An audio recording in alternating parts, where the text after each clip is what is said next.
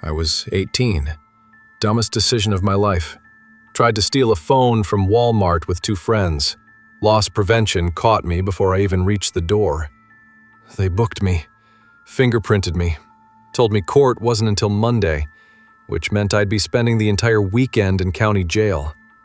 I'd never been in real trouble before, never even been suspended, and now I was standing in a holding cell in an orange jumpsuit, surrounded by men who looked nothing like me. That night they assigned me a cellmate, a man in his 40s, said his name was Bob. At first, he seemed calm, almost kind, told me how to survive the routine, how to keep to myself. For an hour, I actually felt safer. That didn't last. He started asking where I lived, if I had a girlfriend, if I still lived with my parents. Then he sat closer, touched my shoulder, put his hand on my knee. I moved away. He just smiled, like he knew exactly how uncomfortable he'd made me. I barely slept those 2 nights. Every time I closed my eyes, I felt him watching from the bunk above me. Once, I opened my eyes, and he already was. Monday came. I was released. I thought it was over. Days later, a fake Instagram account followed me. No name, no posts, just a dark, blurry profile picture. That night, it messaged me. A selfie. His face. That same smile.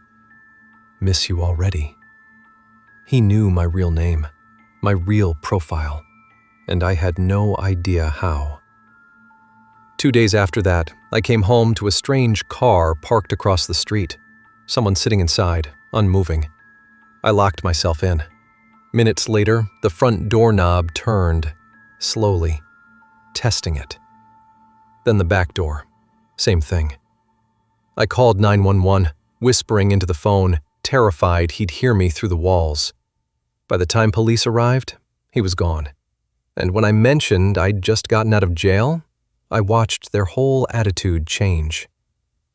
A week later, I saw him again, at a bar, watching me from across the room, smiling. That night, I finally told my parents everything. We got a restraining order.